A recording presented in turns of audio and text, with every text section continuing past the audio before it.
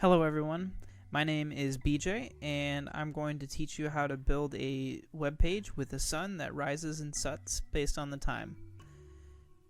While we're doing that, we're going to learn about absolute positioning in CSS, working with dates in JavaScript, and using the fetch API to call an API via HTTP.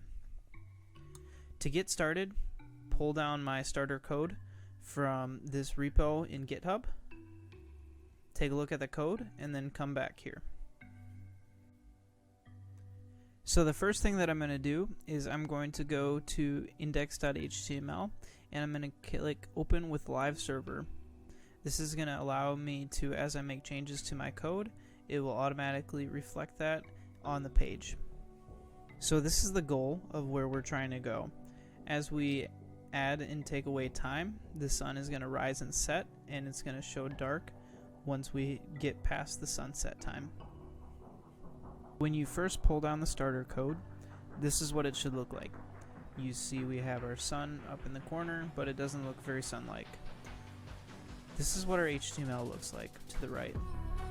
We have a scene, and then we have the sky and the ground, and inside there we have the sun, and then we have these buttons that are just going to allow us to change between the time. So let's go ahead and add some styles for the sun. The first thing is, let's make it a circle. In order to do that, you can use border radius 50%, and that's going to make it circular. So the next thing that we're going to do, is have the sun show up in the middle of the screen and allow us to move it up and down using CSS. So the way that we're going to accomplish that is using absolute positioning. So absolute positioning allows you to position an element in reference to its parent as long as the parent has position relative on it. So the first thing that we're going to do is add position relative to the sky, and then we're going to add position absolute to the sun. Then in order to put it in the middle, we're going to use left 50%, and that's going to get us close because it puts us to the middle, and that's going to get us close because it puts us in the middle but starting with the left of the sun. In order to move that to the exact center, we're going to use transform and then translate negative 50%, and that's going to move it right in the center. So this combination is an easy trick to use absolute positioning to center something. Now we're going to set our sun to the very bottom of the screen, and then when bottom is 0, that means that we're at the very beginning of the day, so the sun should not be showing. So we're going to transform and translate the sun down 100 pixels, which is the height of it, so that the top shows at the very bottom of the sky.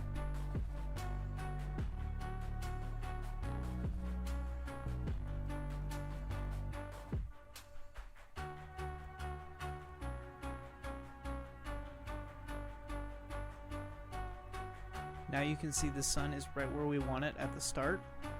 In order to have the sun show below the ground, we're going to set the ground also to position relative, and then the Z index is going to have the ground showing above the sun.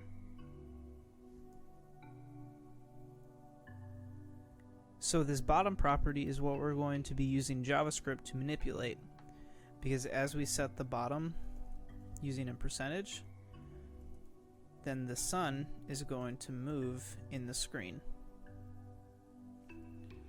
So we'll set bottom back to 0 for now, and then we'll add a transition of 2 seconds so that as we make our change to the bottom,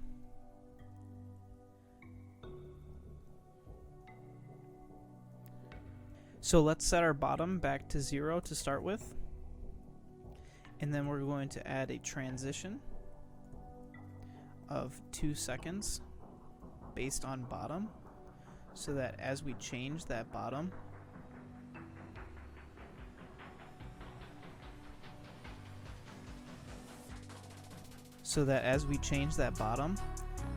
the sun will slide instead of immediately moving.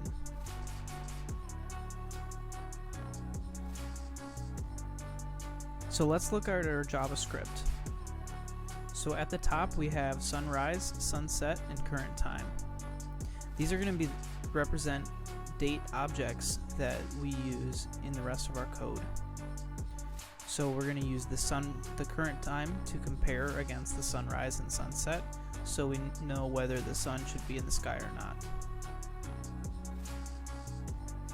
The date object in JavaScript is one of the most flexible pieces of JavaScript. It allows you to pass in a custom date and time and create a new variable based on that. It also allows you to pass in no date and time, and it will use the current date and time. Right now we're going to hardcode our current date and time to be 3:30 p.m.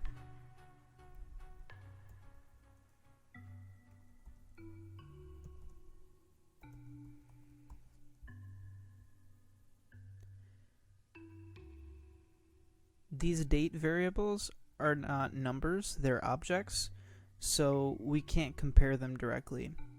In order to compare them, so to see whether the current time is greater than the sunset or less than the sunrise, we're going to have to convert them to numbers.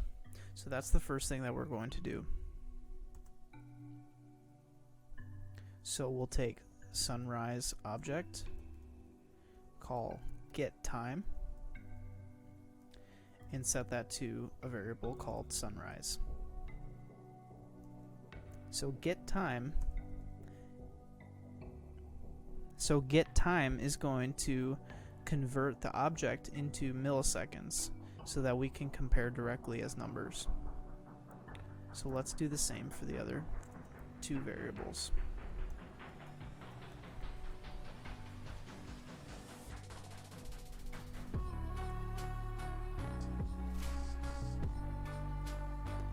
Now that these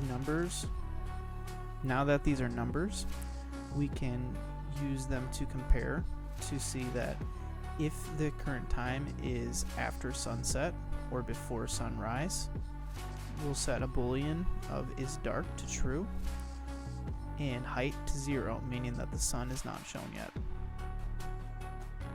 Otherwise, we'll use this math to calculate the percentage of where the sun should be showing in the sky. Our next step is to take the height variable that we have here and set it to the bottom property of the CSS of the sun, so that as we change the height in our code, the height is going to change in the page. Next step is to use the height variable that we have here in order to set the bottom property of the sun so that it shows up in the sky. In order to do that, first we're going to do document.querySelector and get our sun, which has a class of sun. Then we're going to set the style attribute. We're going to say style.bottom equals height. Now our height is in a decimal, and we need to convert that into an integer. So we're going to multiply that by 100, and then we're going to say percent, so that in CSS we know that the unit is in percentage. Once we do that, you can see that our sun has shown up.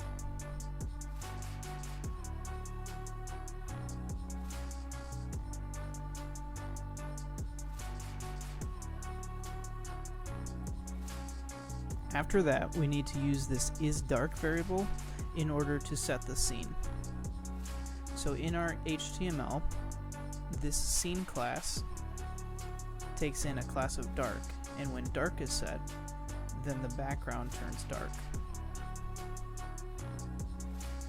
In order to do that in our code, we're going to create an if statement and say if is dark. Then we will do document.querySelector.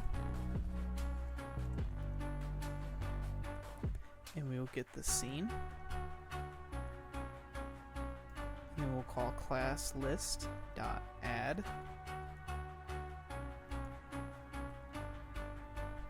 And say dark.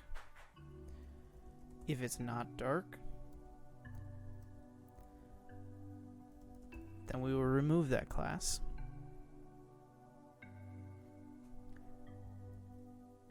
At this point, you should see the sun in the middle of the screen.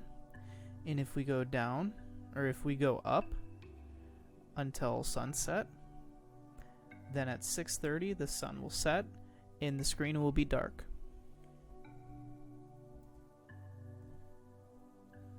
Step is to use the height variable that we have here in order to set the bottom property of the sun so that it shows up in the sky.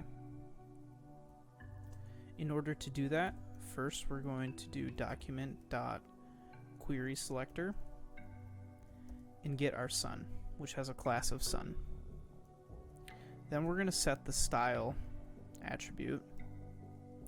We're going to say style.bottom equals height. Now our height is in a decimal, and we need to convert that into an integer. So we're going to multiply that by 100, and then we're going to say percent, so that in CSS we know that the unit is in percentage. Once we do that, you can see that our sun has shown up.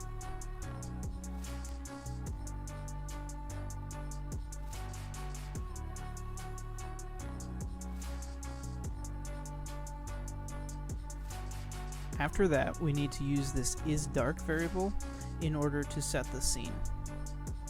So in our HTML, this scene class takes in a class of dark, and when dark is set, then the background turns dark.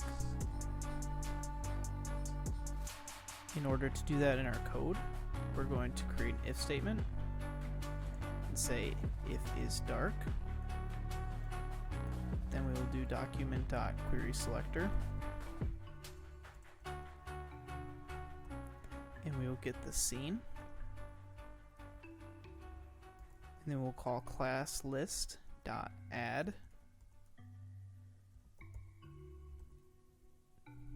and say dark. If it's not dark, then we will remove that class.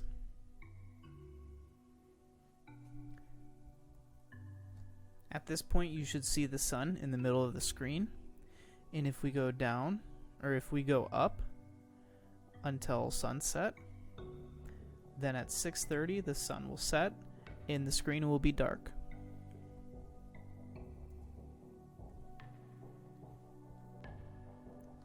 So the next thing that we have to do is take this current time and remove the hard-coded time so that it's going to use the actual current time. Now that the current time is set correctly, my screen is dark, but I can go forward in time, and then I can see the sun come up. And you can see that as we added that transition, the sun slides up, kind of like it was actually rising and setting rather than moving immediately.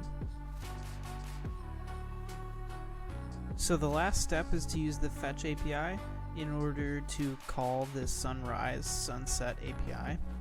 So in order to do that, we're going to uncomment this code, and right now this is using the latitude and longitude of Grand Rapids, Michigan.